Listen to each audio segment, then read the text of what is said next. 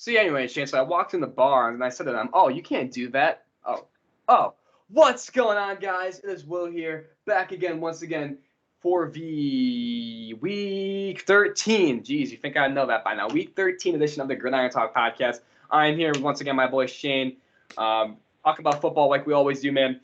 We got a lot to talk about this week. We got jam-packed games, jam-packed news. We just got breaking news I just got on my phone. So we got a lot to talk about. So let me first just talk about, Shane, how you been, man? How was your Thanksgiving? Was it good? It was Eventful? I was very upset the Raiders won. I'll tell you that. Yeah.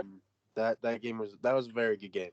I will say that. But excuse me. I felt like we haven't done this in forever. That was a very long week. But No, yeah, good. we did it last Wednesday. It's been a week. On Wednesday. I think that's what it was. Got my house rented out for Florida, so we're having a good week so far. Yes, sir. Yes, sir. And we'll talk about the future of the podcast. I know, if you guys don't know, Shane will be moving to Florida sometime this month. If Shane can't do it, we can have some guests on here. But I don't want to cancel it. Maybe take a temporary break. I know my other podcasts were taking a break, and I'll get into that. My other podcast at the end of the show, like I always do. But regardless, we got a lot of news. I know some weeks we don't really have a lot of news, but there's not much to talk about nowadays because of the trade deadline has been passed. But let's just get into the breaking news that I don't have on the script that literally just happened. So Antonio Brown for Shane's. Oh, also real quick. A big shout out to my boy Joey, who again makes the thumbnails for this. He has Jalen Waddle for the Dolphins. He's a dog, Shane. I've been saying that. He is a dog. Mm-hmm. We got Joe Mixon, who is a dog, who literally pumped the Steelers last week. Take that, all my Steelers haters, yeah? Yeah, you said T.J. Watt could stop Joe Mixon. He said, nah, you can't. Too good. And then we got Shane's boy. I told my man Joey. He was like, I know. So your friend's a Buccaneers fan. Why don't you put any Buccaneers players on the thumbnails? I was like, well, they have to show out, man. That's what I do. It's the top 3 fantasy players of the week. That's what my thumbnails is every single week. If you didn't know that, that's my trend. So sometimes there might be some random players, but hey, top 3 players of the week. It makes sense, right? Makes sense.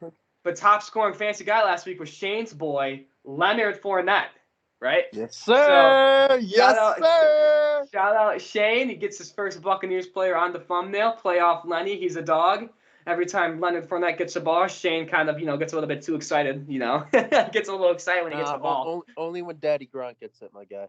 Oh, yeah. So that's that. We got Leonard Fournette, Bucs running back, Joe Mixon, the Bengals running back, and Jalen Waddle, the rookie star from Miami.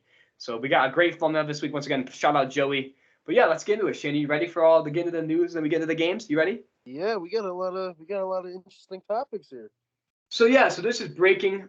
Antonio Brown, Rick Shane, Buccaneers safety Mike Edwards, and free agent wide receiver John Franklin III have all been suspended 3 games due to faking their vaccination status. What are your thoughts on that, Shane? I mean, I know AB's been hurt. I know about the Antonio Brown. I already knew that earlier. I knew about that earlier. Didn't know about Edwards and the other guy, but I don't. Hearing it now, I don't agree with it, just because of the whole Aaron Rodgers thing from a couple weeks ago. I don't think they handled that, like, his situation, because he didn't say he wasn't vaccinated, I believe, but he also didn't say he was. So I don't know. COVID needs to end. That's my take on it. Yeah, it's strange times we live in. I know a lot of people are giving Aaron Rodgers some crap for it, but I mean, Aaron Rodgers chose his words very carefully. He said he was immunized, not vaccinated, which is, it's different. You know what I'm saying? Does it imply that you're vaccinated? Maybe. I mean, you can imply that, but it's different than saying I'm vaccinated but I'm immunized. You know what I'm saying? It's different. Immunized is more like you take it. Yeah.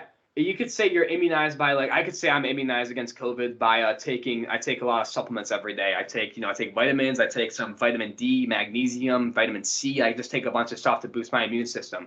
So I could say I'm immunized. You know what I'm saying? But regardless, they will be suspended 3 games. I know AB's been hurt. So I don't really think the Buccaneers will miss too much. I know Scotty Miller should be coming back soon, and he is a great player. I love Scotty Miller. I think he could start on a lot of teams. as a receiver. It just sucks that there's so many talent on that Buccaneers team. But let's get into some more news. We got a rumor. I know Shane's a big college football guy, so we got a little bit of a college football rumor. Cliff Kingsbury, the Arizona Cardinals head coach, potentially is going to Oklahoma. This is a rumor. This is nothing set in stone. If you guys don't follow college football, the coach for Oklahoma, Lincoln Riley, made a big move by going. He's the head coach of USC, University of Southern California. And that was probably the most lucrative college football deal I can think of in recent memory. You know, he got a brand new house. They got a brand new car. The USC bought his house in Oklahoma for him. It was a big deal. So, Shane, do you think that Cliff Kingsbury, now he was a college football coach, right? He was the coach at Texas Tech when they had Patrick Mahomes. Mm-hmm. Do you think that he could potentially be the next coach of Oklahoma, or do you think he'll stay the Cardinals head coach? I don't know. I feel like, especially if they win the Super Bowl, I don't think he gives it up. How can you coach a Super Bowl team and then go down and coach Oklahoma, who is a very good team, I believe. I don't know. I think they're ranked 13th right now, but like, how could you coach a NFL team that just won a Super Bowl, then just go to college and coach? I think he'll be one of the front runners, obviously, but I don't think he'll do it because Cardinals. He's been a great coach this year for the Cardinals, so I don't see him doing it. Now, another key thing is that Cliff Kingsbury, not Cliff Kingsbury, Oklahoma. Now, real quick before we get into the other news, I know we don't talk about college football a lot, but Oklahoma lost a lot of their recruits, and they went to USC to follow Lincoln Riley, which is interesting. So there's that. Who knows? But let's get to the other news. This is mainly injuries. Christian McCaffrey is out for the season with an ankle injury, which sucks, dude. He's made out of glass. Hopefully he gets better. Hopefully he. And that's not what the Panthers do. My opinion, he's gonna be one of those what if players. Yeah, possibly. What if? Another running back is out is Dalvin Cook, who is out 2 weeks with a shoulder injury, which is also tough. Now he'll be back though. Another guy who's out 2 weeks is Deebo Samuel, the Swiss Army knife for the San Francisco 49ers. He has groin and hamstring strains, and he'll be out 2 weeks. Daniel Jones, the Giants quarterback, is week to week with a neck strain. He might play against the Dolphins. He might not. He's taking practice snaps, and he'll be practicing every day until Saturday to see how he plays. But he is week to week, and he may play again in the season. He may not. They're just playing it week by week, like I said. And lastly, the Raiders star tight end Darren Waller is also week to week with a knee injury. He went down on the first drive against the Dallas Cowboys, and people were really worried. They thought it was like an ACL and MCL tear, but he got lucky, and it was only just some type of tweak. I think he just tweaked it. I don't really know too sure what happened, but he is doubtful to play this week against Washington, but he is week to week after that, and he is expected to make his return for the Raiders game against the Chiefs or whoever they play after they play Washington. So that's all the news in the NFL. Shane, you ready to start the actual games for this week? Yeah, but I would like to say Deebo Samuel and Daniel Jones. I've had both of those injuries. I was out of football for close to 6 months. I couldn't do any lateral movements because I had a groin strain, and then my senior year I had a neck strain as well. So I would be very surprised if they play multiple games for the rest of the year. But yeah, let's get on to the games here, Will. So the first game we got is the primetime game for tonight, the Thursday night football game. And it's kind of weird that both of these teams played last Thursday as well on Thanksgiving. But we got the Dallas Cowboys, who are 7-4, against the New Orleans Saints, who are 5-6. And the Saints are 6-point underdogs in this game. Now, we got a bunch of questions here. Not a bunch. We got one main one. But the main factor is that both teams need to get it back on track to stay a threat in the NFC. Now, personally, I think the Saints have lost their season once Jameis Winston went out. I think it does show that the Saints have a future with Jameis Winston. I think Sean Payton has coached him better than Bruce Arians, plus the other coach for the Buccaneers before Arians came in. Now, Arians is a great coach, but he was just trying to do too much with Jameis Winston, and he needed a more guy like, I think they could excel with any guy that's not even Tom Brady. Like, they could excel with a guy that's just an accurate passer. And I feel like the biggest problem with Winston was his turnovers. And the Saints have kind of made him a game manager with Alvin Kamara and stuff like that. But my point is with the Saints, their season was lost when he went down. Now, the Cowboys, on the other side of things, they have just been in a very big slump. They have lost like 3 of their last 4. They've lost to teams that they definitely should have beat. They lost to the Raiders. They lost to the Broncos, and they lost to the Chiefs. They have just been terrible against the AFC West this year. So the Cowboys need to get back on track, not only to get a high seed in the NFC, but Washington and the Giants and the Eagles, they have all been somewhat winning games, and they're kind of close to the Cowboys now. And now the Giants are, I believe, 2.5 games back, and Washington, the Eagles are just 2 games back on the Cowboys. So my question for you, Shane, is this a must-win for either team to stay alive in the NFC playoff hunt? Yes or no? For the Cowboys, yes. For the Saints, no. Because, like you said, I don't think Saints are going to make the playoffs either. They still have to face the Buccaneers again. Which, they beat them earlier in the year, but, I think Brady's going to beat them. But, yeah, Washington's been creeping up on the Cowboys all year. I'm impressed by Washington. I think they'll get a seed in the playoffs. But this is a must-win for the Cowboys. They had a very tough go against the Raiders. But I definitely think this is a must-win for the Cowboys. And another thing is for the Saints is they will have Taysom Hill starting and not Trevor Siemian, which is interesting to see as he is a very gadgety player, and I'm really interested to see what Sean Payton will draw up as Taysom Hill will be the quarterback and not Trevor Siemian. But the Saints got embarrassed by the Bills last on Thanksgiving. I know I've told you, I think you've said it too, Shane, that if the Saints have any chance of making the playoffs, their defense is going to have to carry them. And it's looking like it's not the case, and they have not won a game since Jameis Winston's gone out. That was the Tampa game. They haven't won since Tampa. Yep. And I know Trevor Siemian came in. He closed the game out somehow, but like I said, they have not won a game. Alvin Kamara has also been out with a knee injury. He's also not expected to play this game. Michael Thomas was supposed to come back, and he also did not come back. He's out for the season. So there's just got a lot of bad luck for the Saints. They were playing, like I said, they were playing really good with Jameis Winston. They were like, 5-2, 5-3, and now they haven't won a game since he got out.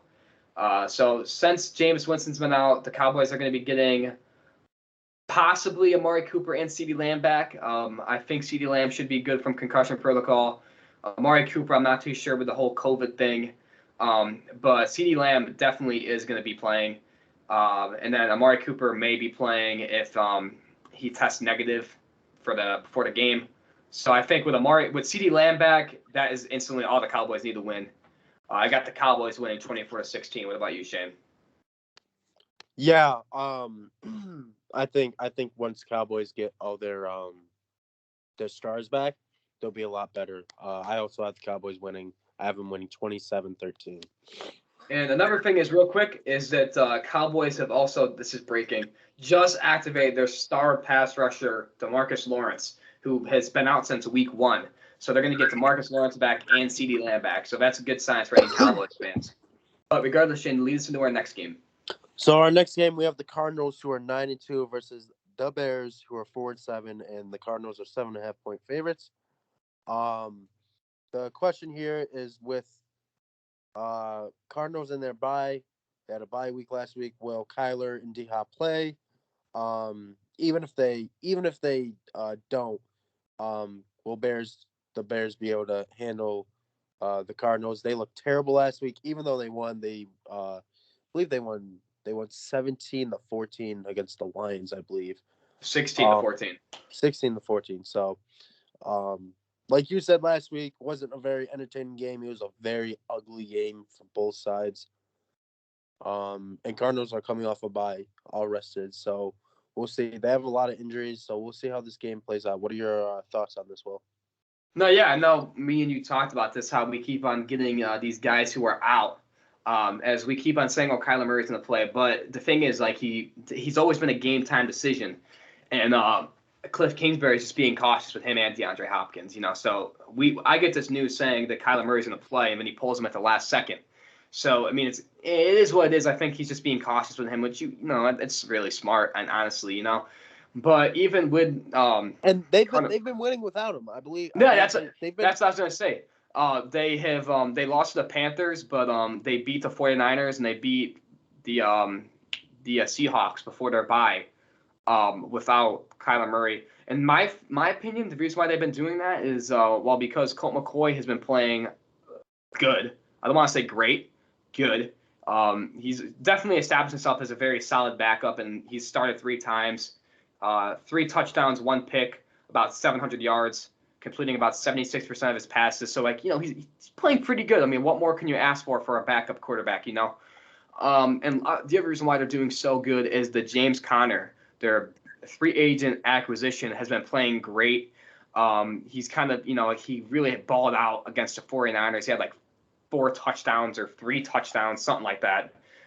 He really played well. And also, lastly, Zach Ertz, another trade deadline acquisition, has been playing good for the Cardinals. And I've been high on Zach Ertz ever since he came to he got traded there, and he's been playing good. He had a great game against the Seahawks. He had 2 touchdowns, like 88 yards, 8 catches.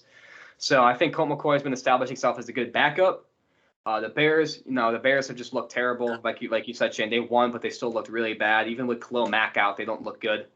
I think the Cardinals are going to win this game, regardless if Kyler Murray and DeAndre Hopkins play, 31-13. What about you? Yeah, I have a similar score. I think the Bears are terrible. I don't know if Justin Fields will be playing this game. I know I think he was taken out last week for a period of time. I may be thinking the game before that. Yeah, he bruised his ribs. Yeah. Yeah. So, anyways, I have the Cardinals winning 30-10. Let's go into our next game, this is a very exciting game. Sneak peek into the NFL's future is the LA Chargers, who are 6-5, play the Cincinnati Bengals, who are 7-4, and the Bengals are 3-point favorites. Now, this is going to be a very fun game, as like I said, this is at the NFL's futures right here. When Tom Brady retires, and if he retires at this point, who the hell knows? When he retires, Matt Ryan, Aaron Rodgers, and all those guys who have not really carried, but been the stars of the NFL for the last decade of the 2010s. When they all retire, this is who we're going to be talking about. Matthew Stafford, I could go on, but it's these 2 guys, Justin Herbert and Joe Burrow. Now, Joe Burrow was the front runner of the NFL Rookie of the Year award in most people's eyes, and he got injured. And then Justin Herbert, he won it. And this is the first time these 2 teams these 2 quarterbacks are playing each other. Then this game has major playoff implications.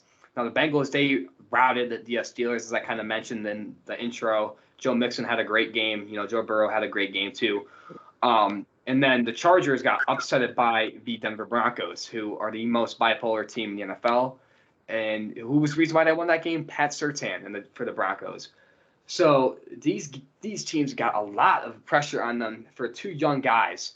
And my question for you, Shane, is do you think it's concerning that both of these quarterbacks, Justin Herbert and Joe Burrow, are top 5 in the NFL in interceptions thrown? Now, Joe Burrow, I believe, is actually second, and he's tied with Lamar Jackson, and he's only Ryan Tannehill has thrown more than him.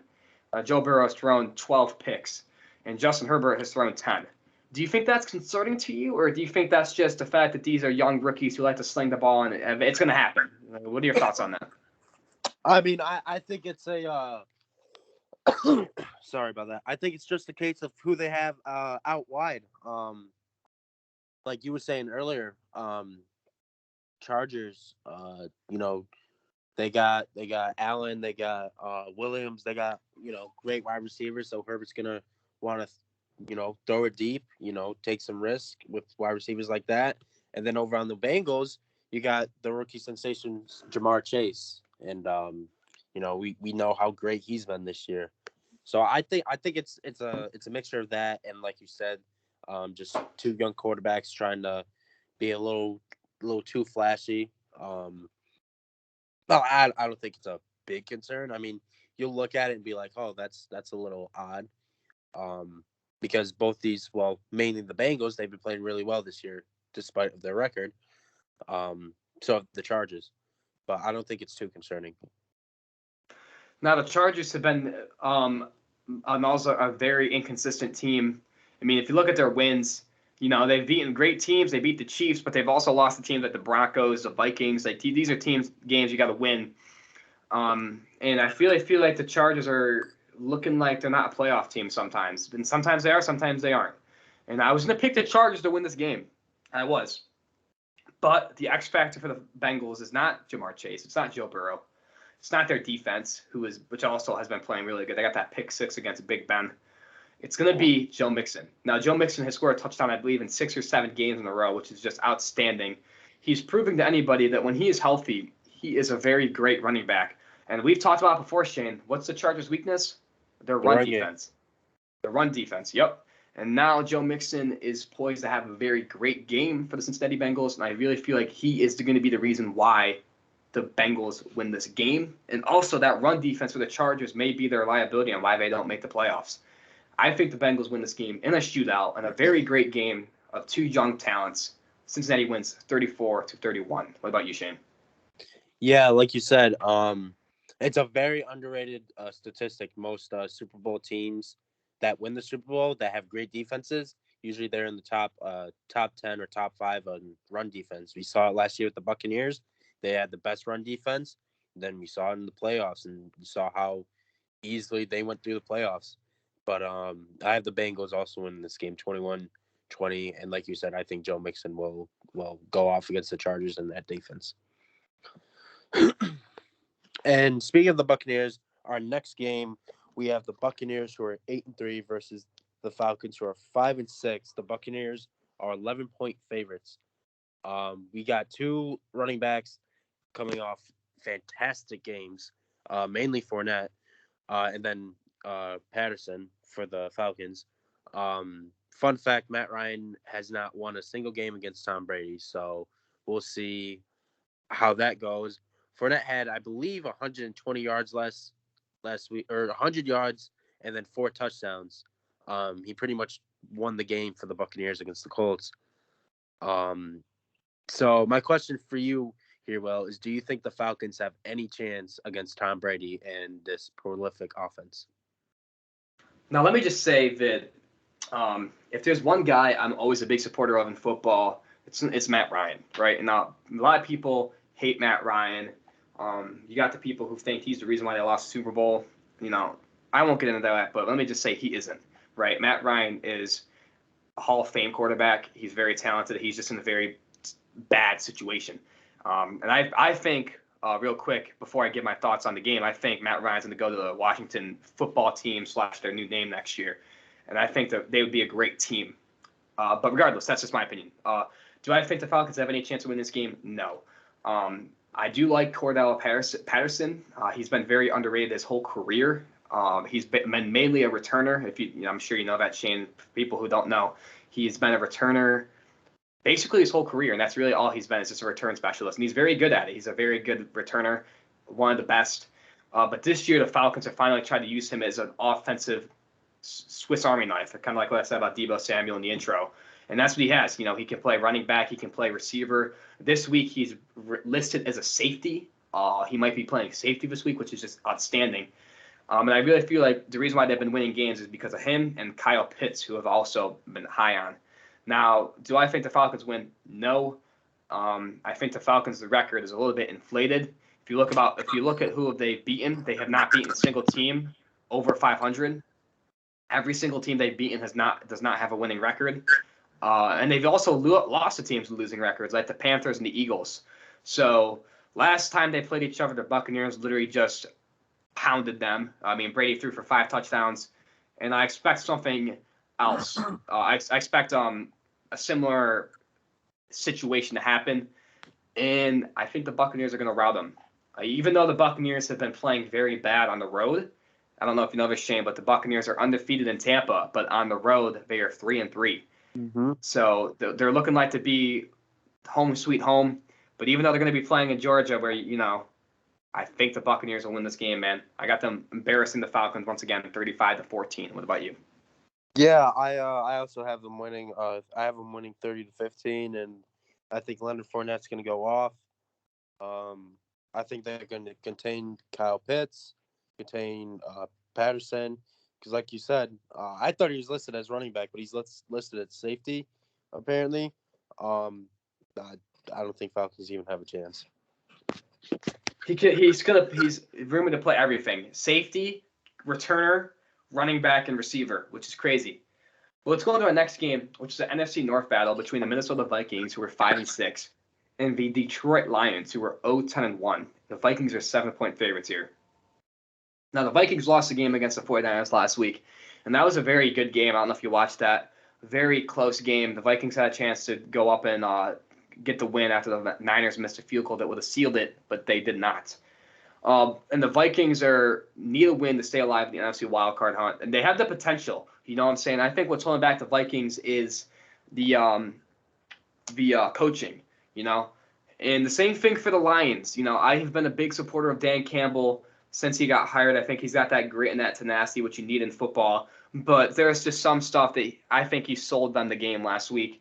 You know, you stop them on third down, they're about to kick a field goal, and you'll get the ball back, and you call a double timeout, which, I mean, anybody knows that, man. I mean, even if you play Madden, you call a timeout, you can't call another one again, you know. So I think Dan Campbell is potentially on the hot seat, and I think the coaching for the Vikings is putting them back. And these are two teams that may be held back by coaching, you know. I like DeAndre Swift for the Lions. I know you do, too. He's from Georgia. I know you love them Georgia Bulldogs. But what are your thoughts on this game, Shane? I mean, between the Lions and the Vikings. I know on paper it seems like a blowout, but I really don't feel like it'll be a blowout. You know? Sorry about that. Yeah, I don't. I agree from the Vikings take with their coaching. I think that's what is holding them back a little bit. They have the talent. They have Cook. They have Cousins. They have they have Justin Jefferson. For the Lions, I mean, I watched the game last week. They had, I believe, they're a very undisciplined team, which is why I think they're losing games. And I say this because I believe there was at least 3 drives where, let's say, Goff handed it off to Swift, and they got minus 2 yards. The next play, false start. Then incompletion, and then false start again, and then fumble. So they're very there was at least 1 or 2 drives where it had scenarios like that.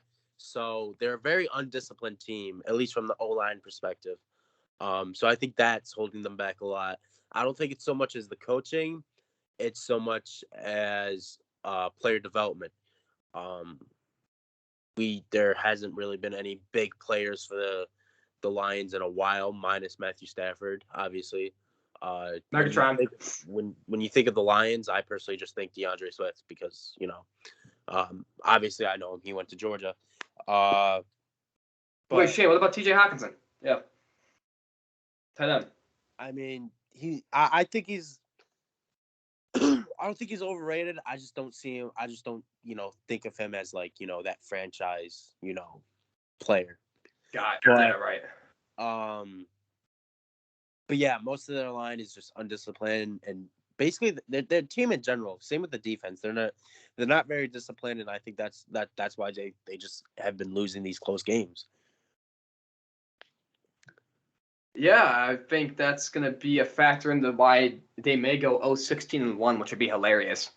I got the Vikings win this game. Justin Jefferson, Adam Thielen, they're a great receiver duo. Vikings win 24-7, even without Dalvin Cook. What about you, Shane? Yeah, even without Dalvin Cook, I think the offense is going to go off on the Lions. I have the Vikings winning 24-10. And with that, we move on to our next game. We have the Colts, who are 6-6 versus the Texans, who are 2-9, and the Colts the Texans are 10-point underdogs. The Colts. Let me just say this before we get into it: the Colts are a way better team than 6-6. They faced the Buccaneers last week, and they were leading by 10 points for most of the game up until the middle of the fourth quarter. And then their defense sold, which most of the time their defense is their strong point. But anyways, Jonathan Taylor, the leading rusher, will bring the Colts against a very, very terrible Texans team. And my question here for you, Will, is not anything about Jonathan Taylor or the Texans. Is Carson Wentz a serious front runner for a comeback player of the year? Yes. And honestly, this might be a hot take. I know people are really high on it being Dak. But, I said from day one, Shane, what am I? I'm a numbers guy. If you look at the numbers, if I told you that Carson Wentz is having a better year than Dak Prescott, you'd call me crazy, right? But statistically, who's having a better year? Carson Wentz. Now, before I get the mob at me, right? So look at their numbers, right? So Carson Wentz has 2,700 I'll round up, 2,800 passing yards. Dak has 2,932, right? So Dak only has 100 more yards than him. Mm-hmm. Touchdowns, 22 for Dak, 21 for Carson. Okay. Interceptions, 7 for Dak, 5 for Carson. Quarterback rating, 51 for Dak, 57 for Carson Wentz. Now, the only problem is, and the completion percentage for Carson Wentz is 63. Dak's is 69. And also, Dak has also played one less game. He missed a game. But my point is that there is no reason that Carson Wentz should definitively lose this. You know what I'm saying? I mean, you can go either way. But I personally think that Carson Wentz is doing better. And you can't tell me that if the Colts had Carson Wentz, that didn't have Carson Wentz, they would be 6-6. I think they'd be a very bad team without Carson Wentz. He's a great player. He's had a great season. I know last week against the Buccaneers, I think he threw 2 picks. But besides that, he's had a great year. I think he fits this offense well. And I think that he's the reason why they're playing so well. Obviously because of Jonathan Taylor too. But he's had 2 bad games this year against the Buccaneers and the Texans, and he didn't even play that bad. So I think Carson Wentz is playing great. And I think this Colts team, like you said, Shane, is a lot better than their record shows. And the Texans on the other side of things, they're just a terrible football team. Tyrod Taylor, he had that one good game against the Titans. But I really feel like the Texans are just a terrible team. I got the Colts win this game in somewhat of a blowout, 21-3. What about you, Shane? Yeah, you pretty much summed up a lot of what I was gonna say. Both of the Colts and the Texans. I have the Colts also winning 20-7. Let's get to our next game, which features my New York Giants as the Giants who are 4-7. Take on the Dolphins, who are 5-7, and the Dolphins are 4-point underdogs. Now the Giants played probably. I'm not gonna lie, that game was extremely boring. I was like, oh look, Saquon's gonna break off a big run, but nothing happened. And I was about to take a nap during it, but then I realized we were gonna win the game, so I got excited. But I mean, you win a game 13-7. I'm not complaining that the Giants won, but you know what? That just shows you that the Giants' defense is very, very good. Again, no bias here. I mean, you force 4 turnovers, you're going to win the game just about every time. And the Giants' real problem is their offense, which is weird because on paper the Giants' offense looks really good, but I don't really know why it's not clicking. 13 points is not going to cut it against most teams in the NFL. But their defense, like I said, played good. Jalen Hurts played really bad. And on the other side of things, you flip the script around with the Dolphins. They have been one of the hottest teams in the NFL. They've won 4 in a row. Tua Tagovailoa has been playing not outstanding. He's been playing very well. Last week he played great. He had a touchdown. Jalen Waddle on the thumbnail for a reason, man. He is a dog. I love Jalen Waddle. And I think he might make the Pro Bowl. He leads the Pro Bowl voting for kick returners, I believe, kick and punt returners, and he's a great returner in that. But it's going to be a really good game, Shane. Now, what are your thoughts on this game? Also, real quick, a big question for the Giants is, will Daniel Jones play? I mentioned in the beginning, he has that neck injury. He may or may not play, and I think that's going to be the key for victory. And Jalen Waddle and Tua, like I said, they have that awesome chemistry. So, Shane, do you have anything else to add about this game between the Giants and the Dolphins? No, not really. Like you said, I think Jalen Waddle is very, very underrated. Definitely the most underrated out of the receiver core. Daniel Jones, I wouldn't play him just because from past experiences, I know how critical a neck sprain or strain can get. It can turn into, a sprain or breakage. And I know that from experience, so I don't think they should play him, but I also do think he's the key to success. So we'll see what the Giants do with this little situation they have with Daniel Jones. Now Never. It was an interesting fact. I never knew the Giants have never lost to the Dolphins, but I don't really have anything else to say. I have the Giants winning this game though, 17-14. Yeah, see, this is where it's tough predicting this record because I think if the Dolphins, if Daniel Jones doesn't play, I think the Dolphins will win. But that's just not how it that's just not how it has been. You know what I'm saying? And also, I just want to fact check myself real quick. I want to make sure I'm just being correct. Is that the Giants have not lost to the Dolphins since 2003. I don't know why, but it said that the Giants are 3-0 against the Dolphins, and I was like, oh, let me just fact check that real quick. So the Giants have won the last three. That's what I should have said. They have not lost to the Giants or the Dolphins since 2003. But regardless, the Giants, I think Daniel Jones plays, the Giants win. If he doesn't play, the Dolphins win. But I got the Giants winning 16-13. I think it'll be a very slow, very defensive game. Hopefully Saquon scores a touchdown, all right? Yeah, he's kind of trashy now. Anyways, moving on to our next game. We have the Eagles, who disappointed me last week, who are 5-7 versus the Jets, who are 3-8, and the Eagles are 7-point favorites. Jalen Hurts, which I was very upset with the way he played last week, especially at the end of the first half. And the Eagles in general had a very bad week against Will's Giants. But the real question is, will the Eagles beat the Jets? The Eagles have proved they need to run the ball in order to be successful. And that Hurts is just not consistent. And also, here's another question for you. I have two questions for you. Well, one, will the Eagles get back on track? And two, is Zach Wilson in deep water trouble? That's a great question. Now, I know I saw you today, and I jokingly said Zach Wilson MVP. I was just busting your chops. I think every rookie quarterback has troubles. You know, very, very, very rarely, Shane. I know you'll say this is a fact. Does a rookie quarterback come into the NFL and play outstanding? Now, one of them is Mac 10. You know, Mac Jones is playing great, but I mean, besides him this year, who could you honestly say is playing really well? You can't. You know, look at last year. Same thing. Who played really well? Joe Burrow. He got hurt. Justin Herbert. Yeah, he played really well. Tua. That was it. Just yeah, exactly. Now, again, one more time. 2 years ago, when Daniel Jones was a rookie, Daniel Jones actually, you know, no bias, he actually played really well his rookie year. So did he play good? I'll say yes. Kyler Murray, yes. Besides that, who else? Drew Lock? No. You know, so my point is that very rarely do rookies come into the NFL and they start playing great. Now, but the thing with Zach Wilson is he is just making extremely stupid mistakes. I was watching the Jets game.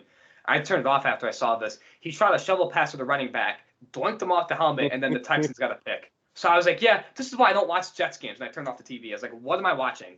What am I watching, honestly? But one good thing about the Jets, I know they don't get a lot of praise, but their offensive line, when Mekhi Becton is on the field, looks very good, looks very young and very promising. And their defense also looks very good. And then Quinnen Williams, Shane, I don't know if you want to vouch for this or say this is a fact or not, but he is very good and he's very underrated. Their defensive tackle, he's very good. Marcus May, the safety, very good for the Jets. So I really feel like the Jets have the playmakers. I just think they're in the middle of a rebuild. You know what I'm saying? And they're just trying to keep on building. They're in a very good spot as they have the Eagles first round, or the Seahawks, my fault. They have the Seahawks first round pick, and they have the same record. So the Jets would have 2 top 10 picks, which is outstanding for the Jets.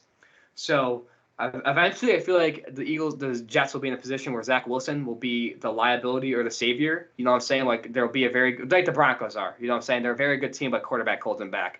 I think the Jets will be like that, and that's where I'll leave it at that. Now the Eagles. Will they get back on track? Yes, but they just need to keep on running the ball. As you said, Jalen Hurts played very bad last week in MetLife, and now he's playing back in MetLife again against the Jets, and hopefully he realizes his mistakes. But they just need to be a run-first team. I'm not really too sure why Nick Sirianni, the coach, wanted to go with a more pass-heavy scheme, especially knowing the fact that the Giants have a good secondary. But I think if the Eagles go back to their run-heavy roots, you know, with Miles Sanders, Jalen Hurts is running, Kenneth Gainwell and all of them, I think they'll be fine, and I think the Eagles will win this game 20-10. Do you have anything else to add, Shane? No. I would like to say I did watch some of the Eagles-Giants game.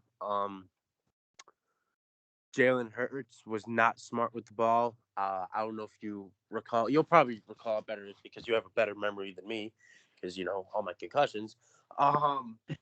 Jalen Hurts was bringing the Eagles down the field, 2-minute offense style. Excuse me. And I believe it was a 3-0 game. Giants. Excuse me again. Wow. We're up 3-0, and then Jalen Hurts threw a pick to end the first half. I understand why going for the touchdown, trying to get as much points as you can, but with the rookie quarterback, just kick the ball, kick the field goal. Second year. Kick the field goal. Make it a tie game. I believe they got the ball in second half too. So you go into halftime with that momentum, and I don't know, but I do have the Eagles. Yeah, he threw a red zone pick. That's what happened. You're right. It was in the red zone. Yep. And then on the first drive in the second half, or maybe the first or second, he threw a deep ball and it just got picked. You know what I'm saying? Yep.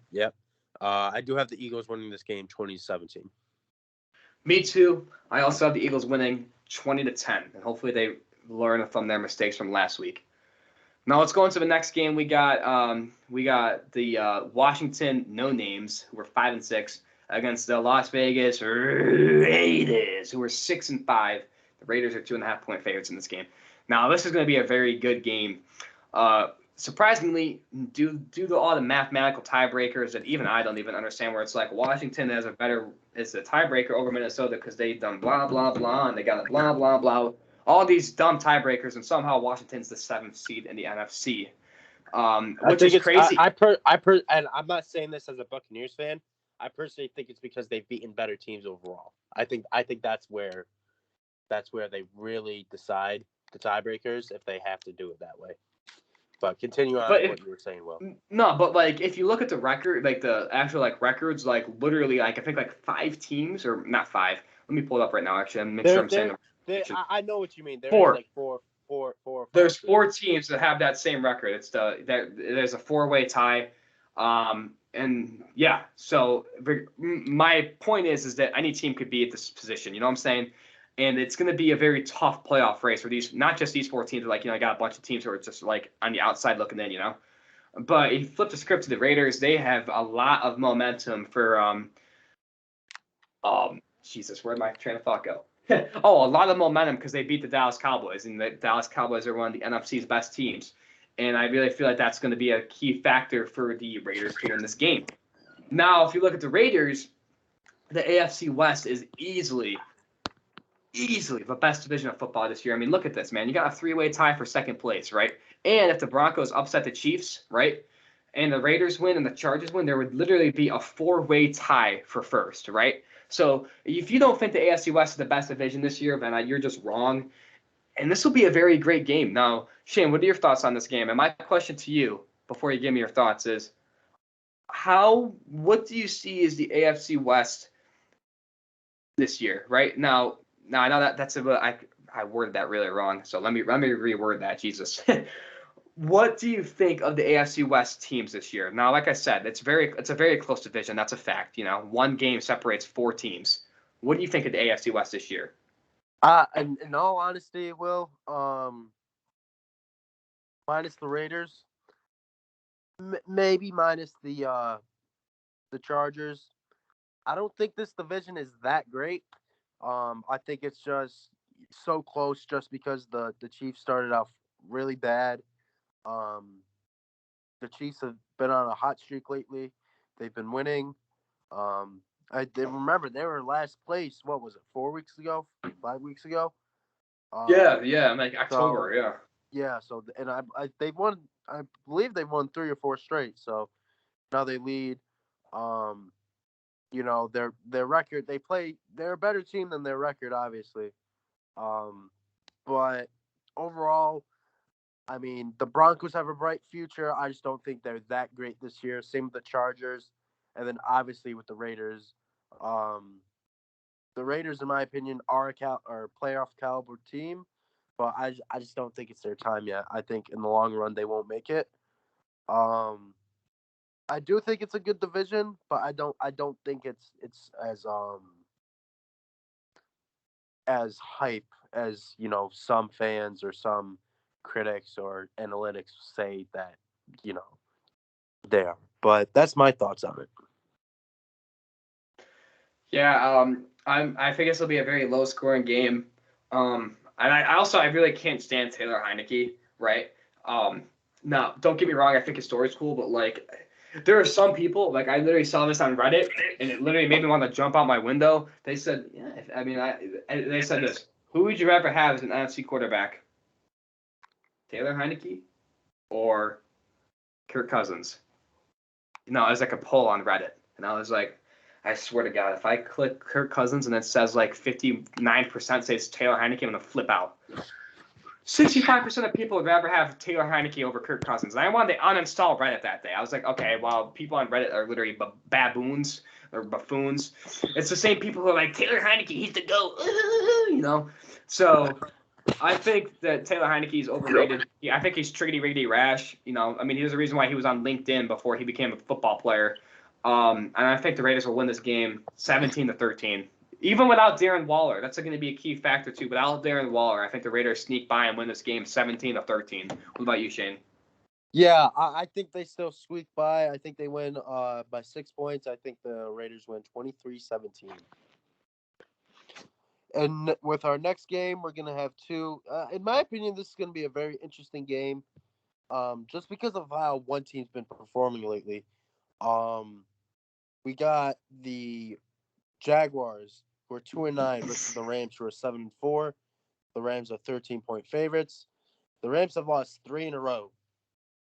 And wow. They're obviously don't look like NFC favorites anymore. This should be a comeback game. We've had a lot of upsets this year with teams like this. Jaguars beat Buffalo.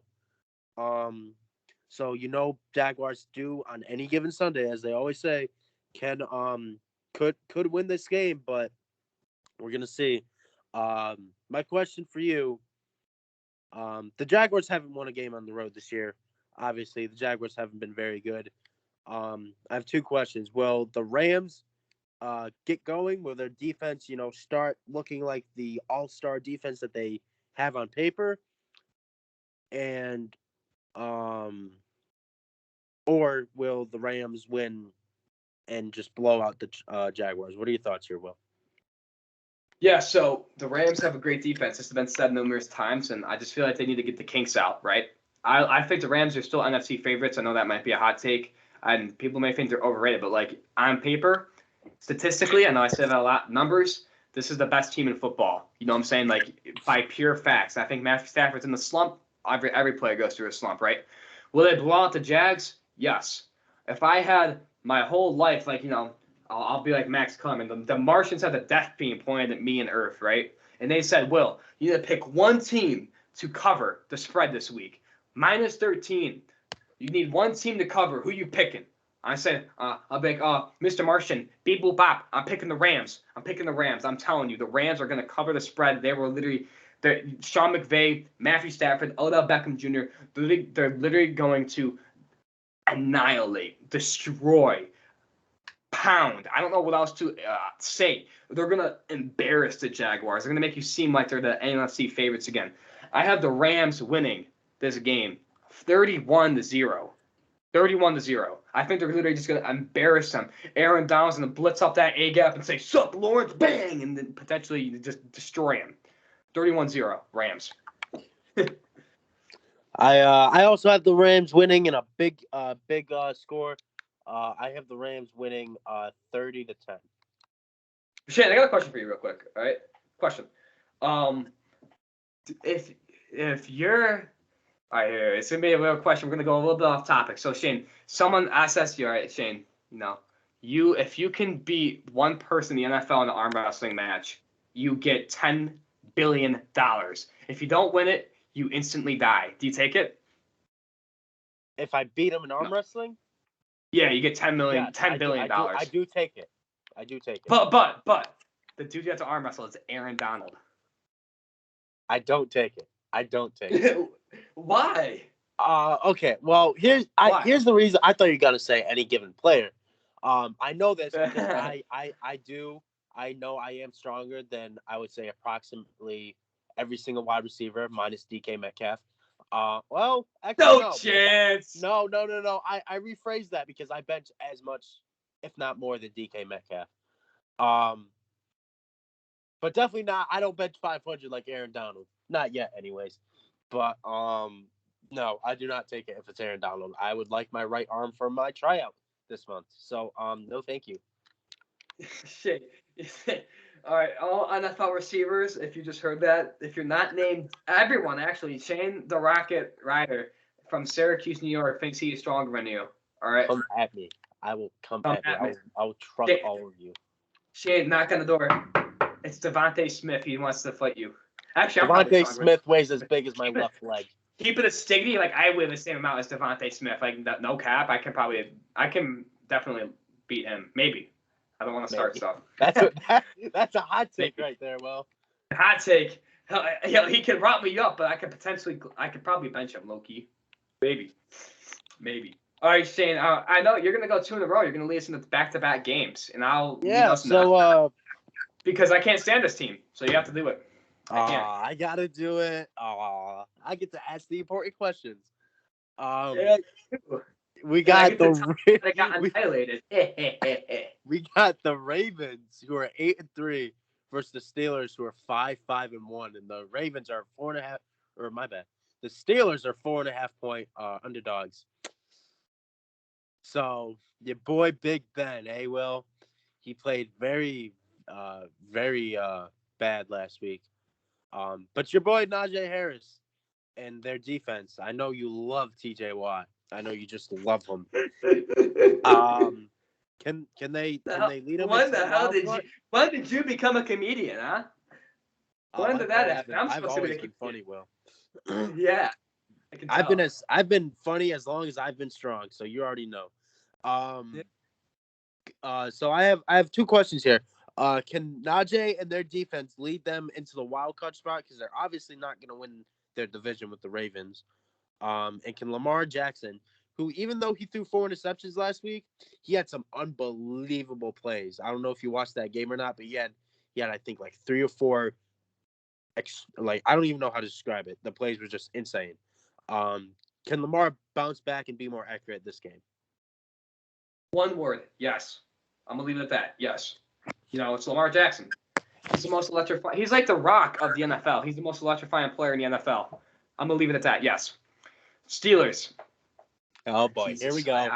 Let's put a time clock to see how long this rant goes on for. I'll wait.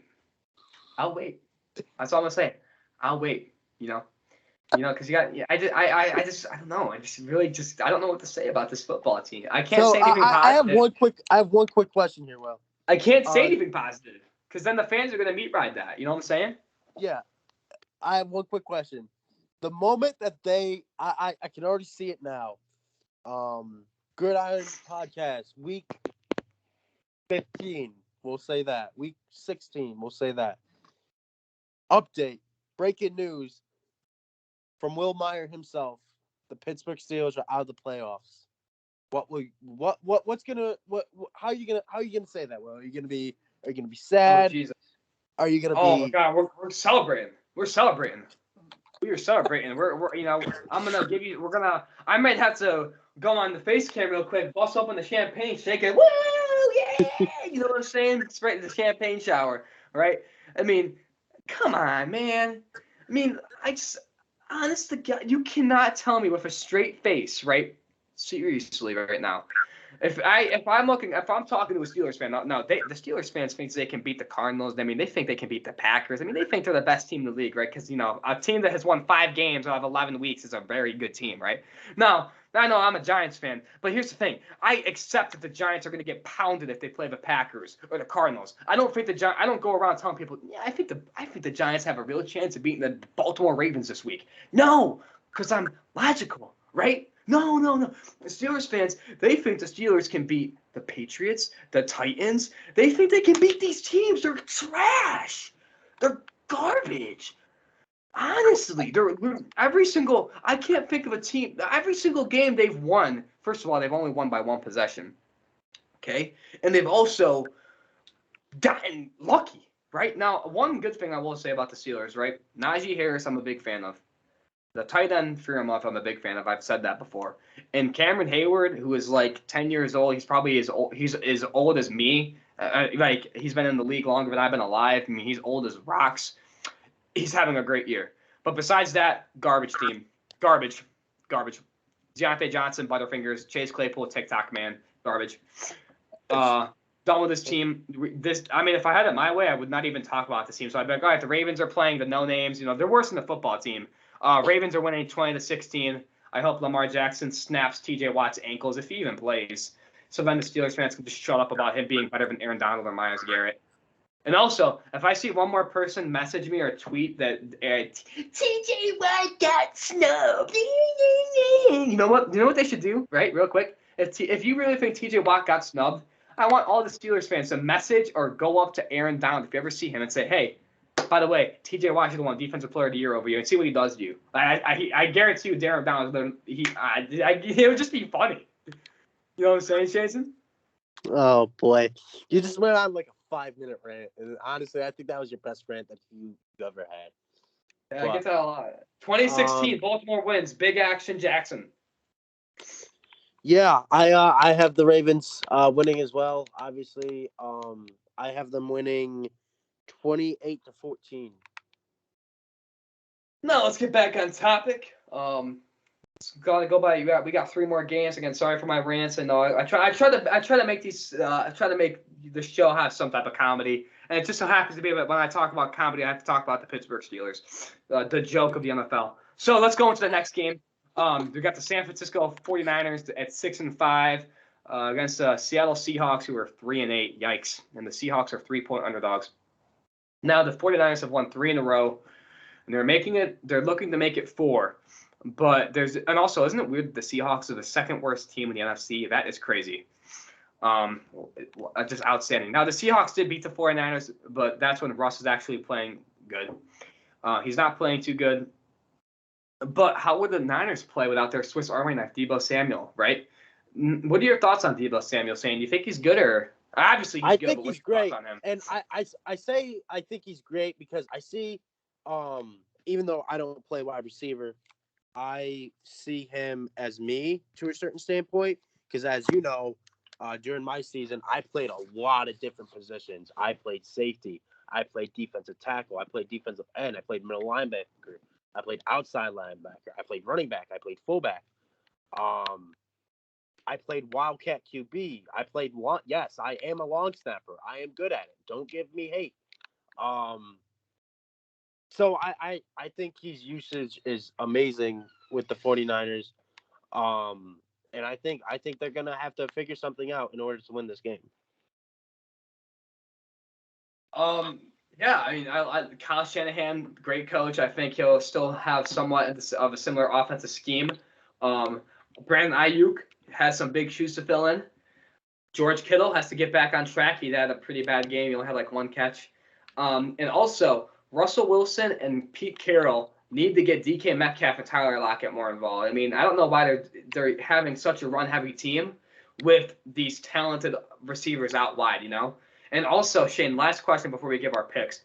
Do you think this would potentially Russell Wilson's last year in Seattle? Because there was rumors that he was going to he'll go to the Packers or the Giants. Do you think he'll leave the Seahawks after this year or no? I don't see. It's kind of hard to. I don't think it's a very high possibility.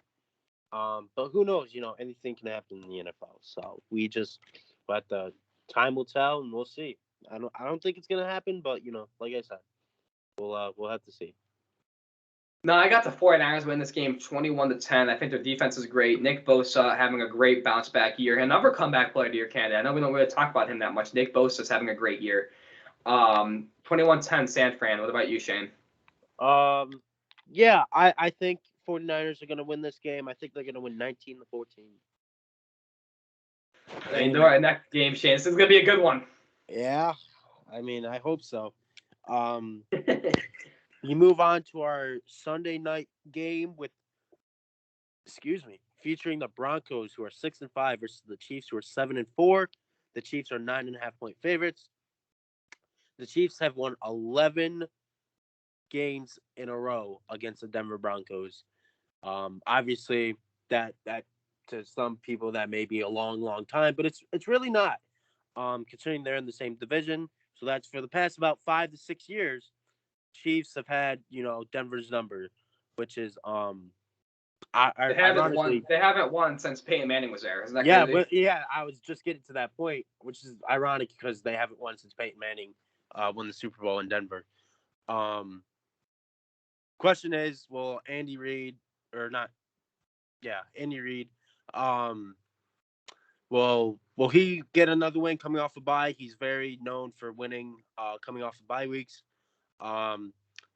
And I have one big question here for you, Will, and I have a feeling I know the answer, but are the Broncos being held back by Teddy Bridgewater? Yes and no, right? Now, I don't know who I said this to. Maybe you or me, maybe my other friends who I talk football with. The Broncos Teddy Bridgewater is the literal definition of an average quarterback, right? If there's 32 teams in the NFL, I think Teddy Bridgewater is right at 16, right? You know what I'm saying? He is very average. Will he win you games? No. Will he lose you games? No. But the reason why the Broncos are so good is how it's hard to explain, honestly, why they're good. I think that if they had a quarterback like Aaron Rodgers, who I think will go to Denver, this team is a Super Bowl favorite. That's their main weakness is their quarterback play, and I think that's a good thing and a bad thing because, look at their corners. You got Pat Surtain, who we talked about, pick 6, great game. Defensive Rookie of the Year, maybe, Jerry Jeudy, Cortland Sutton, Tim Patrick, Noah Fant, 2 great running backs, a good offensive line. But Teddy Bridgewater, meh. Their defense, same thing. They got a great cornerbacks, great secondary, okay linebackers, an okay pass rush. What's their weakness? What's their main weakness? Quarterback. I think next year the Broncos, if they get a free agent quarterback that's better than Teddy Bridgewater, they will be a very good team. What about you, Shane? What are your thoughts on the Broncos and Teddy Bridgewater? Yeah. So I was actually I read something earlier, which I totally agree upon. This guy that he keeps in contact with me with football on TikTok and all that. He has a belief that they'll be worse without. They'll be worse if they get anybody that's not better than Teddy Bridgewater, right? Like you said, he's an average quarterback. In my opinion, I personally think this may be a hot take for you. I think Teddy Bridgewater is a better quarterback than Baker Mayfield. That's just how I view it. I don't know if you feel the same way. I know you're kind of on the mid end on Baker Mayfield because people view him as a good quarterback, a bad quarterback, and an average quarterback all in one. But I do believe that Teddy Bridgewater, if they do find a QB that's better than Teddy Bridgewater, I do see this team as a playoff team. Right now with the Chiefs, with the whole AFC, I don't see them as a playoff team at all. Maybe though. I mean, the AFC is very close, man. You know what I'm saying? I mean, it's way out there. But it'll be a fun game to watch. I mean, the Broncos. I mean, they lost 4 games in a row, and then they've won 3 of their last 4. You know what I'm saying? So they're a very, very odd team. But I think the Chiefs win this game 28-20. The Chiefs are just so damn good, man. And now they're finally clicking. Mahomes, Hill, Kelsey, everyone knows who they are. You know what I'm saying? They're finally clicking. Their defense has to step it up, and I think this is a good test for them. You know what I'm saying? A good test to get their defense as a momentum because we've said that the quarterback play for the Broncos is meh. And that may be what the Chiefs need to finally get going on defense. They played great against the Cowboys, right? Let's see if they can keep that momentum with the quarterback play. 28-20, Kansas City. What about you, Shane? Yeah, I have the Chiefs winning 31-23. I don't think that defense is going to contain them too big, but I do think it's going to be enough for them to win. Let's get into our next game, which is the Monday night game. definitely the best game this week. The New England Patriots, who are 8-4, versus the Buffalo Bills, who are 7-4. 2.5-point favorites for the Buffalo Bills. Now, the NFL's hottest team is the New England Patriots. And going against the NFL's most inconsistent team with the Bills. Now, I like the Bills, but I mean, you just can't deny the facts that some weeks the Bills look like Super Bowl teams, and some weeks they look like a team that shouldn't even be in the playoffs. And the Patriots, sorry, I was counting. The Patriots have won 6 games in a row. Like I said, easily the most hottest team in the NFL. A half a game back in the AFC's first overall seed. And this is going to be a tale of two different teams on why they win games. The Patriots have allowed 16 points this season, which is the best in the NFL, when the Bills have scored an average of 30 points a game, tied for the second best in the NFL. So we got the second best offense against the best defense. And the winner of this game is going to take the AFC East lead, the Patriots will maintain it. If the Bills win, they'll have the AFC East. Now, if the Patriots win, they'll have a bigger advantage on the Bills. It's going to be a great game, man. What are your thoughts on it? I think this could possibly be game of the year. We haven't really seen any, big games this year where it was close, where, both teams were playing great. I see this game as one of those games. But yeah, it's gonna be a great game. We'll see. This honestly, this could be a playoff matchup right here. With how seeding goes and how the rest of the year plays out, this could be a playoff game right here. No, I know. I know we've been talking about Mac Jones and we talk about the Patriots, but let's talk about their defense real quick. We don't really give their defense much love, which is a fact. But on their defense, they got Matt Judon, who is having a very good year, man. People aren't really talking about him when it comes to pass. You got J.C. Jackson, corner, lockdown, great. Speaking of corners, this will be the Bills' first game without Tre'Davious White. If you don't know, he injured himself against the Saints on Thanksgiving. He tore his ACL. He's out for the season. Tough loss for the Bills. That's a big loss. We'll see that's a big loss on that defense. And we'll see how they adapt with it. Now, luckily, the Patriots have the best receivers. I know Kendrick Bourne's been having great games recently. But the Bills aren't going to really feel this game, in my opinion. And future games, yes. You know what I'm saying? They will definitely feel it, especially when they play the Buccaneers, when they, with Mike Evans and all of them. But regardless, let's see how the Bills adapt. Devin McCourty, the safety for the Patriots. That is the reason why the Patriots are winning this game, or winning games, is their defense. Just in their last 2 games alone, the Patriots have allowed 13 points. If you actually go back to their last 4 games, right, the Patriots have allowed 26 points their last 4 games. That's about 7 points a game. Yeah, roughly somewhere around there, 7 point whatever. That is crazy, man. Crazy. Now, like I said, on the Bills, on the other hand, they're averaging about 3 points a game. They come off of a great game where they blew out a good Saints defense. But I mean, like I said to you, I think Mac Jones is great. But when you think about what the main reason why the Patriots are winning games is their defense. Do you have anything else to add? No. Pretty much what you said. I think the Patriots, I think their defense gets it done this week. I think Mac Jones does just enough to win the game. And I think this defense makes a big stop in the fourth quarter. And I think the Patriots win this game 23-22. Well, I think the Bills are going to come big. They need a big win, and this is going to be their biggest win of the season. And fun fact, the Bills have not beaten a single game this year, or team, over 500. Their best win was against the Chiefs. That's it. Every other team they've played is either like 5-6, the 5-7, somewhere around there. So I think this will be easily the Bills' biggest win of the year. They'll take the AFC East lead. Bills win 27-24. Now, Shane, let's go into our games of the week. I know you wanted to pick my game of the week, but we got to keep that diversity. My game of the week is the New England Patriots versus the Buffalo Bills. For every reason I just said, AFC East battle, game of the week, game of the year potential. The NFL's hottest rookie quarterback, setting rookie records. I know people think he's overrated, Mac Jones, which is crazy. But Mac Jones is on pace to break the NFL record for the highest completion percentage of an NFL rookie. So that's my game. The Josh Allen, Stephon Diggs, Cole Beasley. You already know the Bills' offense. It is talented and it is great. I got that as my game of the week, the New England Patriots versus the Buffalo Bills. What about you, Shane? Mine is the Denver Broncos versus the Kansas City Chiefs. I think outside of the game you just mentioned, this is the second most important game of the week in terms of standings, in terms of players.